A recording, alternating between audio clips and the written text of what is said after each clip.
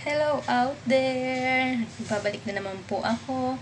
Ako po ngayon ay magluluto ng basic lang siya, pero mushroom soup.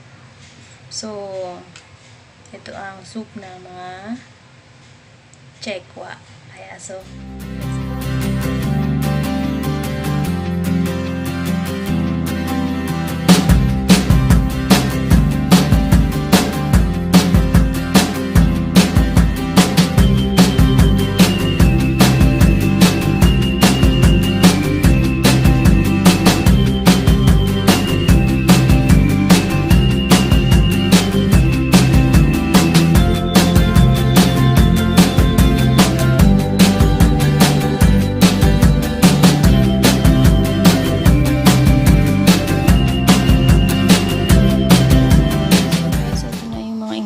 niya. Ito yung mushroom, shiitake mushroom. Then, ito yung fungus, black fungus.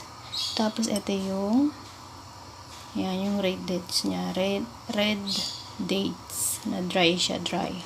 Tapos, ito naman yung pasar honey. Ano siya, sweet.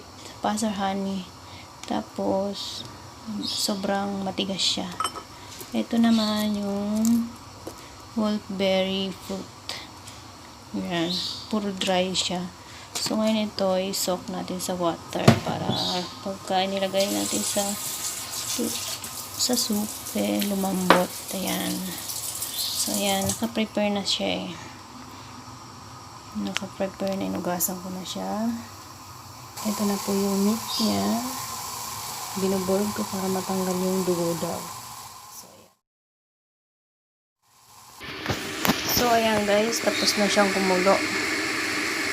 Lipat na natin dito sa kabilang pan.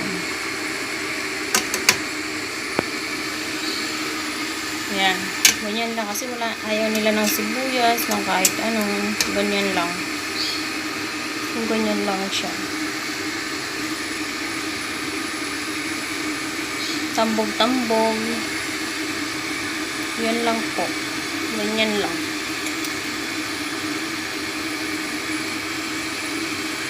Tapos ang pinakaasin niya is ano lang, yung toyo.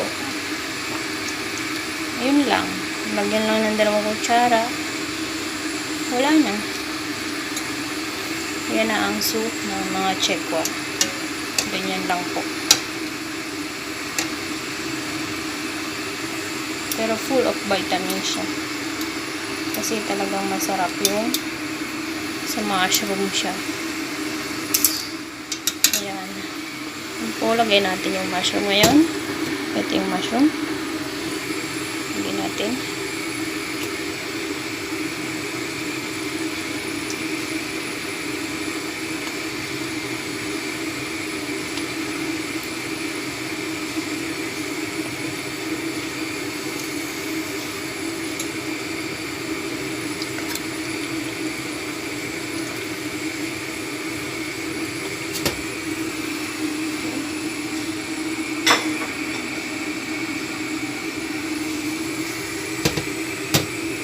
Lagay natin yung napasok na ingredients. Mix na natin. Ayan. Ganyan lang po siya. Tapos pakukuluin ng 2 hours. 2 oras po yan pinakukulo. 2 oras o 3 oras na nakasalang dyan.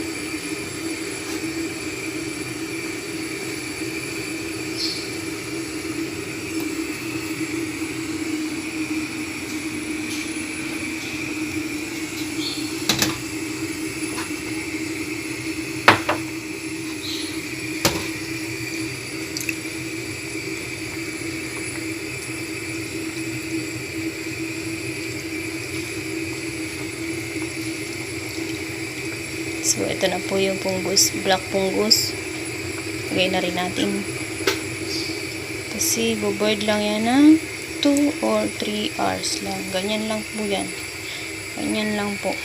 Ayan. Takpan na natin. Okay. Iwanan na natin. Natin sa mahinang apoy. Yan. Okay na yan. So guys, 'di ba napaka-basic ng soup natin. So, yan, pwede nyo rin try sa inyo yan. Ang dali lang po ng soup nila. Sobrang basic po ng mushroom soup na ito. Pero napakasarap siya. Masarap po siya. Ito po yung pinakatubig na rin nila. So guys, hanggang sa muli. Bye! Kung di ka pa po nakasubscribe sa aking channel, don't forget to subscribe and click the bell button. Bye-bye! Hanggang sa muli!